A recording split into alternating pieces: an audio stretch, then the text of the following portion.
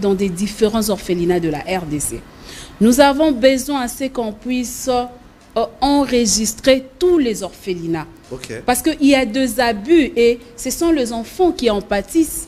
Nous avons vraiment besoin. Et au ministre de tutelle, nous avons également besoin de voir sur terrain. Vous n'êtes pas sur terrain. Le ministre n'est pas sur terrain. Non, on ne le voit pas sur terrain et ça fait très mal. On ne le voit pas, on ne le sent pas.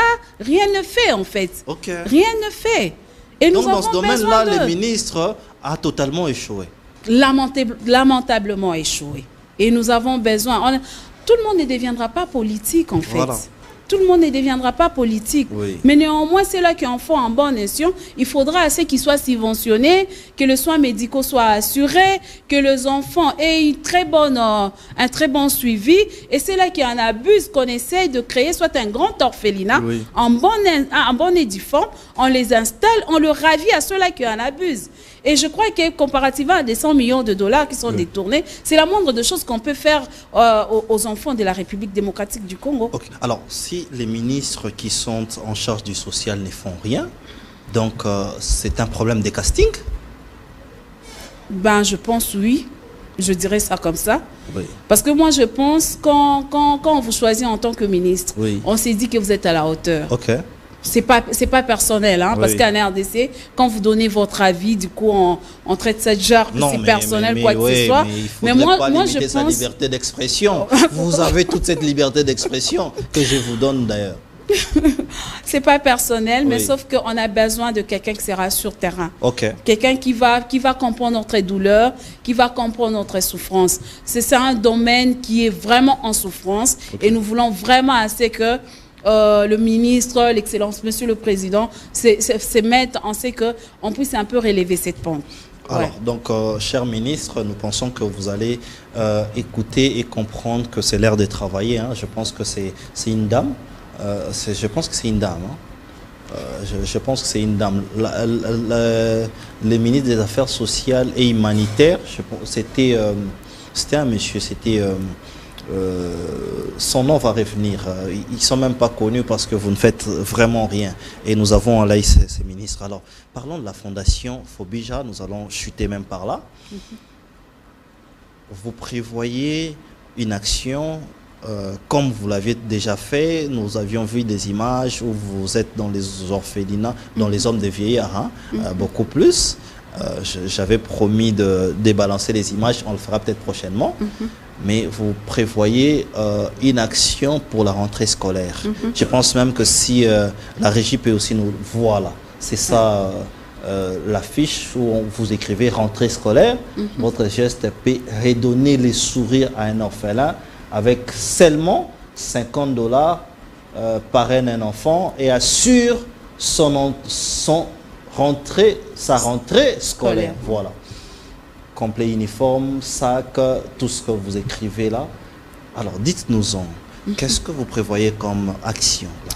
Ben, déjà, chaque année, la Fondation Fobija, en fait, assiste 3 à 4, 2 fois 5 orphelinats en donnant le minimum que nous pouvons donner. Dans le bon sens, c'est-à-dire qu'une fondation, c'est une personne qui a beaucoup d'argent et qui s'est décidée d'aider.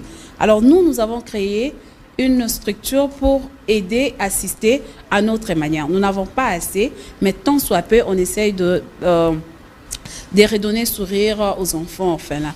Alors là, la rentrée, c'est dans peu de temps.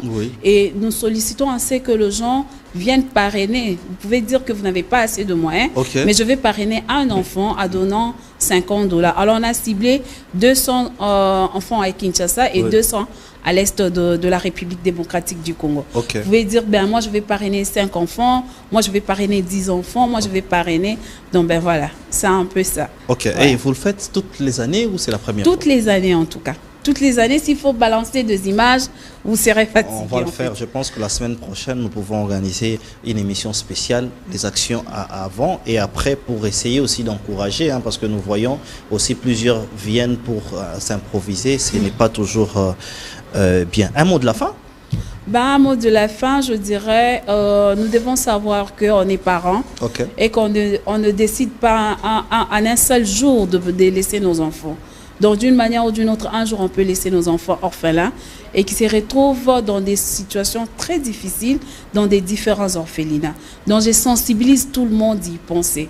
Vous pouvez vous dire que j'ai pas assez de moyens et tout, mais dans le minimum, ça peut sauver une vie, ça peut redonner sourire et ça peut vraiment rendre les enfants orphelins dans des différents orphelinats dans de meilleures conditions.